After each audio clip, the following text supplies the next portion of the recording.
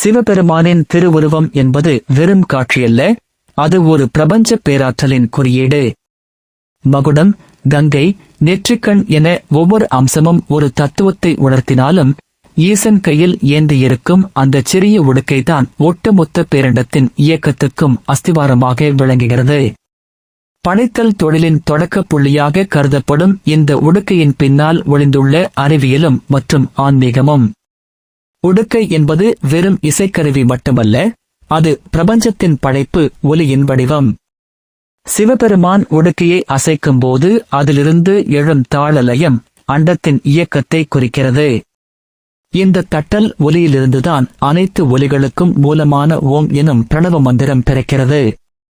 இதுவே பிரபஞ்ச ஆற்றலை வெளிப்படுத்தும் சக்தியாக திகழ்கிறது. சிவபெருமான் தனது ஆனந்த தாண்டவத்தின் போது உடுக்கையை 14 முறை இசைத்தார் என்று புராணங்கள் கூறுகின்றன.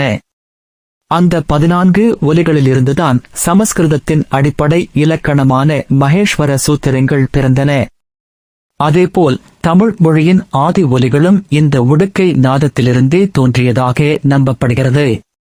அதாவது மனித குலத்தின் தொடர்பு சாதனமான மொழிக்கே அந்த உடுக்கைதான் அஸ்திவாரம். சிவபெருமான் தனது வலது கையில் உடுக்கையை ஏந்தியிருப்பது அவரது படைத்தல் சிருஷ்டி தொழிலை குறிக்கிறது. ஒரு கலைஞர் தன் கலையை தொடங்குவதற்கு முன் தாளமிடுவது போல ஈசன் பிரபஞ்சத்தை உருவாக்குவதற்கு முன் உடுக்கையை முழங்கி படைப்புத் தொழிலை தொடங்குகிறார்.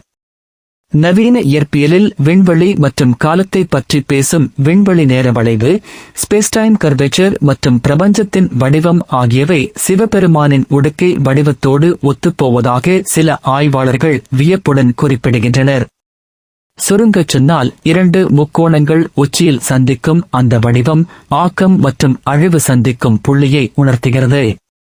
சிவபெருமானின் கையில் உள்ள உடுக்கை என்பது வெறும் இசைக்கருவி அல்ல, அது காலத்தின் ஓட்டம், ஒலியின் பிறப்பிடம் மற்றும் பிரபஞ்சத்தின் தொடக்கமாகும். அதன் ஓசை நமக்குள் இருக்கும் அறியாமையை நீக்கி பிரபஞ்சத்தோடு நம்மை இணைக்கும் ஒரு பாலமாக அமைகிறது. ஆடல் வல்லானின் அந்த தாள கதையில்தான் இந்த அகிலமே இயங்கிக் கொண்டிருக்கிறது. ஆடல் வல்லானின் அந்த துடியே நம் வாழ்வியல் ஆதாரத் துடிப்பு. ஈசன் அடி போற்றி, எந்தை அடி போற்றி, தேசன் அடி போற்றி, சிவன் சேவடி போற்றி.